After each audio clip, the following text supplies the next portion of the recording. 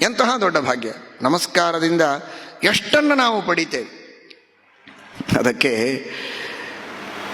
ನೀವೆಲ್ಲ ಕೇಳಿದ್ದೀರಿ, ನಿಮಗೆ ಗೊತ್ತು, ಮಹಾಭಾರತದ ಯುದ್ಧದಲ್ಲಿ ಎದರು ಪಕ್ಷದಲ್ಲಿ ನಿಂತಹ ವ್ಯಕ್ತಿ ಭೀಷ್ಮಾಚಾರ್ಯ, ದ್ರೋಣಾಚಾರ್ಯ.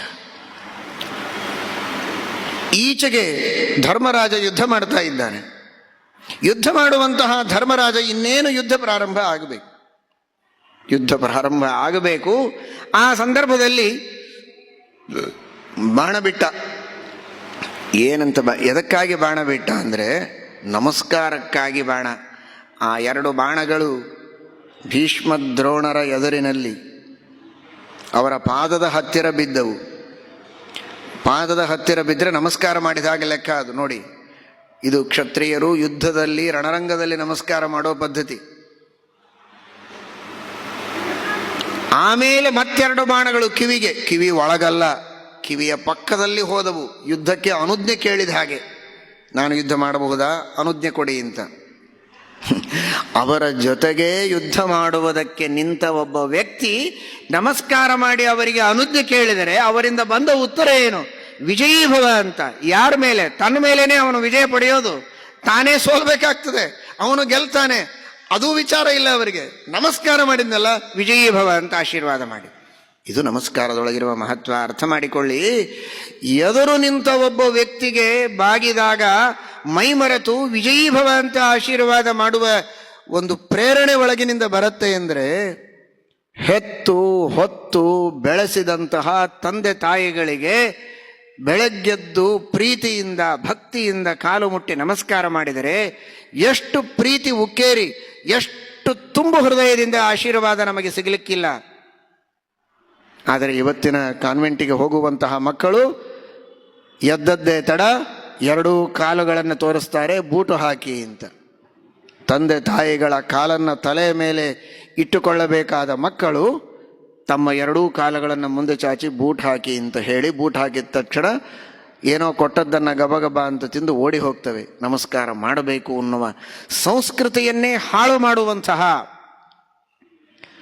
ಕಾಲ ಬಂದಿದೆ. ಮಾಡಬೇಡಿ ಹಾಗೆ. ಔದಾರ್ಯವನ್ನೂ ತೋರಬೇಡಿ. ಅಯ್ಯೋ, ನಾವೇ ಏನು ಹೇಳೋದು ನಮಸ್ಕಾರ ಮಾಡೋದಕ್ಕೆ ಮಕ್ಕಳಿಗೆ? ಅವರಿಗೆ ತಿಳುವಳಿಕೆ ಬಂದಾಗ ಅವರು ನಮಸ್ಕಾರ ಮಾಡಲಿ ಬಿಡಿ. ಅವರಿಗೆ ತಿಳುವಳಿಕೆ ಬರೋವರೆಗೆ ನೀವು ಇರ್ತೀರೋ ಇಲ್ವೋ ಯಾರಿಗೆ ಗೊತ್ತು. ನಮಸ್ಕಾರ ಮಾಡಿಸ್ಕೊಳ್ಳೋದಕ್ಕೆ ತಿಳುವಳಿಕೆ ಬರೋದರೊಳಗೆ ಅವನು ನಾಸ್ತಿಕನಾದರೆ ಏನು ಮಾಡೋದು? ಧರ್ಮ ಬಿಟ್ಟು ಹೋದರೆ ಏನು ಗತಿ? ಮಾರ್ಗ ಬಿಟ್ಟು ನಡೆದರೆ ಯಾರು ಜವಾಬ್ದಾರರು? ಶ್ರೀಮದ್ ಆಚಾರ್ಯರು ಹೇಳುತ್ತಾರೆ ಗೀತಾ ತಾತ್ಪರ್ಯದಲ್ಲಿ, ಸ್ವವಂದನಂ ಯಥಾ ಪಿತ್ರ ಕಾರಿತಂ ಶಿಶು ಕರ್ತೃಕಂ. ಸಂಕೋಚ ಮಾಡಿಕೊಳ್ಳಬೇಡಿ. ಅಪ್ಪ ಅಥವಾ ತಾಯಿ ಮಗುವಿನ ಕೈ ಹಿಡಿದೋ ಕುತ್ತಿಗೆಯನ್ನು ಹಿಡಿದೋ ಪ್ರೀತಿಯಿಂದ ನಿಧಾನವಾಗಿ ಅವನ ತಲೆ ಸವರಿ ಕಾಲ ಮೇಲೆ ನೀವೇ ಅವನ ತಲೆ ಇಟ್ಟುಕೊಂಡು ನಮಸ್ಕಾರ ಮಾಡಿಸಿಕೊಂಡು ಆಶೀರ್ವಾದ ಮಾಡಿ ಅಂತ ಹೇಳ್ತಾರೆ. ಸ್ವವಂದನಂ ಯಥಾ ಪಿತ್ರ ಕಾರಿತಂ ಶಿಶು ಕರ್ತೃಕಂ ಏವಂ ಪೂಜಾ ವಿಷ್ಣುವಧೀನ ಭವೇತ್ ಜೀವಕೃತೇತ್ಯಪಿ. ಯಾಕೆ ಅಂದರೆ ಇಂಥ ಸಂಕೋಚ ನೀವು ಮಾಡಿಕೊಂಡ್ರೆ ನಮ್ಮೆಲ್ಲರ ಅಪ್ಪ, ಆ ದೊಡ್ಡಪ್ಪ ಇದ್ದಾನಲ್ಲ, ದೊಡ್ಡಪ್ಪ ಅಲ್ಲ, ದೊಡ್ಡಪ್ಪ ಇದ್ದಾನಲ್ಲ, ಆ ಭಗವಂತ ಏನಾದರೂ ಸಂಕೋಚ ಮಾಡಿಕೊಂಡ್ರೆ, ಅಯ್ಯೋ ನಾನೇ ಹೇಗೆ ನಮಸ್ಕಾರ ಮಾಡಿಸಿಕೊಳ್ಳೋದು ಇವರಿಂದ ಅಂತ ಬಿಟ್ಬಿಟ್ರೆ ನಿಮ್ಮ ಸ್ಥಿತಿ ಏನಾಗಬೇಕು? ಎಲ್ಲರೂ ನರಕಕ್ಕೆ ಹೋಗ್ತೇವೆ, ತಮಸ್ಸಿಗೆ ಹೋಗ್ತೇವೆ. ಯಾಕೆಂದರೆ ನಾವು ಮಾಡೋ ಎಲ್ಲ ನಮಸ್ಕಾರ, ಎಲ್ಲ ಪೂಜೆ, ಎಲ್ಲ ವಿಧವಾದ ಸೇವೆ ದೇವರೇ ಒಳಗಿದ್ದು ಮಾಡಿಸಿದರೆ ನಾವು ಮಾಡೋದು. ನಾನೇ ನನ್ನ ಸೇವೆ ಮಾಡಿಸಿಕೊಳ್ಳೋದೇನೋ, ನಾನೇ ನನಗೆ ನಮಸ್ಕಾರ ಮಾಡಿಸಿಕೊಳ್ಳೋದೇನೋ ಅನ್ನುವ ಸಂಕೋಚಕ್ಕೇನಾದರೂ ದೇವರು ನಮ್ಮನ್ನು ಬಿಟ್ಟರೆ ನಾವು ದೊಡ್ಡ ಅಂಧಕೂಪದಲ್ಲಿ ಬೀಳುತ್ತೇವೆ. ಹಾಗಾದರೆ ದೇವರು ಹಾಗೆ ಕೈ ಬಿಟ್ಟಿಲ್ವಲ್ಲ? ಹಾಗಾದರೆ ಉಳಿದವರಿಗೂ ಮಾರ್ಗದರ್ಶನ ಮಾಡ್ತಾನೆ. ನಿಮ್ಮ ಯೋಗ್ಯತೆಗೆ ತಕ್ಕಷ್ಟು ಗೌರವವನ್ನು ನಿಮಗೆ ನಿಮ್ಮ ಮಕ್ಕಳು, ನಿಮ್ಮ ಶಿಷ್ಯರು ಕೊಡುವಂತೆ ನೀವೇ ಪ್ರೇರಿಸಿ ಪ್ರಚೋದಿಸಿ ಕೈ ಹಿಡಿದು ಮಾಡಿಸಿಕೊಳ್ಳಿ, ತಪ್ಪಿಲ್ಲ ಅದರಲ್ಲಿ. ಆದರೆ ನಮಸ್ಕಾರ ಮಾಡುವ ಪದ್ಧತಿಯನ್ನು ಕಲಿಸಿ. ಏನಾಗತ್ತೆ? ನಮಸ್ಕಾರ ಮಾಡಿಸಿಕೊಳ್ಳದೆ ಬಿಟ್ಟರೆ ಮಕ್ಕಳಿಗೆ ಅದರಿಂದ ಹಾನಿ ಇದೆ, ಆಶೀರ್ವಾದದಿಂದ ವಂಚಿತರಾಗ್ತಾರೆ. ಆಯುಷ್ಯ ಬೆಳೆಯುತ್ತೆ. ಊರ್ಧ್ವಂ ಪ್ರಾಣಾಹ್ಯುತ್ಕ್ರಾಮಂತಿ ಯೂನಸ್ಥವಿರ ಆಗತೆ ಪ್ರತ್ಯುತ್ಥಾನಾಭಿವಾದಾಭ್ಯಾಂ ಪುನಸ್ತಾನ್ ಪ್ರತಿಪದ್ಯತೆ. ದೊಡ್ಡವರು ಹಿರಿಯರು ಬಂದರೆ ಪ್ರಾಣಶಕ್ತಿ ಅದು ಮೇಲೆ ಬರುತ್ತಂತೆ. ಪುನಃ ಎದ್ದು ನಮಸ್ಕಾರ ಮಾಡಿದರೆ ಅದು ತನ್ನ ಸ್ಥಾನದಲ್ಲಿ ತಾನು ಕೂಡತ್ತೆ. ಇಲ್ಲದಿದ್ದರೆ ಕ್ರಮವಾಗಿ ಆ ಪ್ರಾಣಶಕ್ತಿ ತನ್ನ ಸ್ಥಾನದಿಂದ ವಿಚಲಿತವಾಗಿ ಆಯುಷ್ಯದ ಕ್ಷಯವಾಗತ್ತೆ, ಕ್ಷೀಣವಾಗತ್ತೆ, ಆಯುಷ್ಯ ಹಾನಿಯಾಗತ್ತೆ ಅಂತ ಶಾಸ್ತ್ರ ಹೇಳುತ್ತದೆ. ಇದೇ ಮಹಾಭಾರತ ಮತ್ತೊಂದು ಕಡೆಗೆ ಹೇಳಿದೆ. ಹಾಗಾದರೆ ದೊಡ್ಡವರು ಬಂದಾಗ ಎದ್ದು ಗೌರವ ಸಲ್ಲಿಸಬೇಕು, ನಮಸ್ಕಾರ ಮಾಡಬೇಕು. ಇಂದ್ರದ್ಯುಮ್ನನೆಂಬ ರಾಜ ಅಗಸ್ತ್ಯರು ಬಂದಾಗ ತಾನು ದೇವರ ಪೂಜೆಯನ್ನು ಮಾಡುತ್ತೇನೆ ಅಂತ, ನೋಡಿ ಅರ್ಥ ಮಾಡಿಕೊಳ್ಳಿ, ದೇವರ ಪೂಜೆ ಮಾಡುತ್ತೇನೆ ಅಂತ ಹೇಳಿ ದೊಡ್ಡವರು ಬಂದಾಗ ತಿರಸ್ಕಾರ ಮಾಡುವುದಲ್ಲ. ತಾನು ದೇವರ ಪೂಜೆಯನ್ನು ಮಾಡ್ತಾ ಇದ್ದ, ಆದರೂ ದೇವರ ಛಲಪ್ರತಿಮೆ ಅಂತ ಇರುವಂತಹ ಜ್ಞಾನಿಗಳು ಅಗಸ್ತ್ಯ ಋಷಿಗಳು ಬಂದಾಗ ಎದ್ದು ಗೌರವ ಸಲ್ಲಿಸಲಿಲ್ಲ ಅಂತ ಆ ಇಂದ್ರದ್ಯುಮ್ನ ರಾಜನೇ ಗಜೇಂದ್ರನಾಗಿ ಹುಟ್ಟಿದ, ಆನೆಯಾಗಿ ಹುಟ್ಟಿದ. ಜನ್ಮಾಂತರದ ಪುಣ್ಯ ಇತ್ತು.